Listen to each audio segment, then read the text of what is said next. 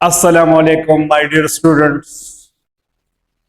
Today we will discuss some important MCQs from MDCAT point of view of chapter immunity. MCQs number 1. What is the primary function of lymphatic vessels? Option A, transport oxygenated blood. Option B, drain excess interstitial fluid. Option C, produce antibodies. Option D, store metabolic waste. तो remember कि lymphatic vessels जो lymphatic system की vessels है, इनका काम ये है कि ये इंटरस्टिशियल फ्लूइड, जो कि मैंने पहले लेक्चर में बताया था कि जो 3 लीटर इंटरस्टिशियल फ्लूइड डेवलप होती है वो लिम्फेटिक वेसल्स में आती है और फिर ये ड्रेन करती है और इसको वापस लेके जाते हैं सर्कुलेटरी सिस्टम यानी हार्ट की तरफ लेके जाते हैं. The right option is B, drain excess interstitial fluid. MCQs number 2. The primary role of the helper T cell in immune response is option A, secreting purpurines to destroy target cell. Option B, assisting B cell and other T cells in their function. Option C, inhibiting poor activity of the immune system. Option D, engulfing and digesting pathogens. So remember, my dear students, कि जो specific defence mechanism है यानी third line of defence, चाहे वो cell mediated immunity है या antibody mediated immunity है, इसको एक्टिवेट करने के लिए हेल्पर टी सेल की जरूरत होती है, क्योंकि जो एंटीजन प्रेजेंटिंग सेल है यानी मैक्रोफेज, पहले उसके साथ टी सेल अटैच हो जाता है जो कि फिर सेल मीडिएटेड इम्यूनिटी या एंटीबॉडी मीडिएटेड इम्यूनिटी को स्टिमुलेट या एक्टिवेट करते हैं. So the right option is B, assisting B cells and other T cells in their functions. MCQs number 3. Identify the primary role of the third line of defense. Option A, complement system and interferons.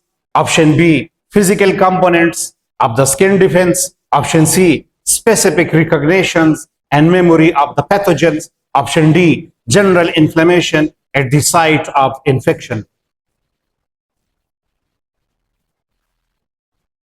तो third line of defence को अगर देखा जाए, जिसको हम कहते हैं specific defence mechanism, यानी जो एक स्पेसिफिक पैथोजेंस को रिकॉग्नाइज करता है, आइडेंटिफाई करता है और फिर उसी के अगेंस्ट एक्टिव हो जाता है.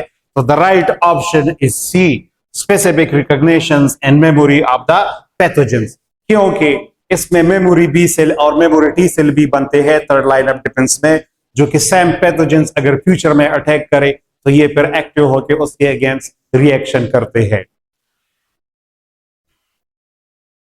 MCQs number 4. In which lymphoid organ T cells mature? Option A, spleen. Option B, tonsils. Option C, lymphatic nodes. Option D, thymus. So remember, my dear students, कि टी सेल्स की formation होती है bone marrow में, लेकिन फिर वो वहां से आके थाइमस ग्लैंड में आते हैं जहां पर इसकी मैच्योरेशन होती है. The right option is D, thymus. MCQs number 5. Cell responsible for presenting antigen to the T cell. Option A, B cell. Option B, plasma cell. Option C, macrophage. Option D, neutrophil. Remember, जब भी cell mediated immunity या antibody mediated immunity active होती है तो वो तब active होती है जब मैक्रोफेज एंटीजेंस को एनगल्फ करे और उसके पार्टिकल्स को अपने सरफेस पर डिस्प्ले करे और हेल्पर टी सेल आके उसके साथ कनेक्ट हो जाए, तब एक्टिव हो जाती है. तो macrophage is the antigen presenting cell to the T cell. The right option is C, macrophage. MCQs number 6.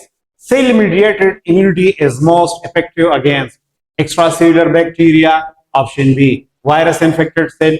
Option C, toxin in the blood cell. Option D, allergens in the environment. So remember, my dear students, KP book में mention है कि T cells are most effective against virally infected या cancerous infected cell. So the right option is virus infected cell. MCQs number 8. When B cell are presented with antigens, they differentiate into option A, T cell, option B, helper T cell, option C, plasma cell, option D, Bursa cell. तो remember कि जब antibody mediated immunity active होती है और antigen presenting cell जब B cell को activate करते हैं तो बी सेल पर कुछ केमिकल साइटोकाइंस रिलीज करते हैं जिसकी वजह से प्लाज्मा क्लोन सेल्स बनते हैं और मेमोरी बी सेल बनते हैं. तो the right option is plasma cells. MCQs number 9. Plasma cells are option A, the same as memory cell, option B, formed from the blood plasma, option C, B cells that are actively secreting antibody, D, inactive T cell carried in plasma. So remember कि B cell जब antibody mediated immunity में जिस तरह मैंने पहले बता दिया कि B से जिस तरह मैंने पहले एमसीक्यूज में बता दिया कि जब एंटीबॉडी मीडिएटेड इम्यूनिटी एक्टिव होती है तो बी सेल केमिकल रिलीज करते हैं जिसकी वजह से दो तरह की बी सेल बनते हैं, प्लाज्मा क्लोन सेल और मेमोरी बी सेल. फिर प्लाज्मा क्लोन सेल्स एंटीबॉडीज बनाते हैं और मेमोरी बी सेल फ्यूचर के लिए एंटीबॉडीज बनाने के लिए स्टोर हो जाती है. तो the right option is B cells that are actively secreting antibody, क्योंकि ये प्लाज्मा सेल से सीक्रेट होते हैं. I hope you have better understand. Thank you very much. अल्लाह हाफिज.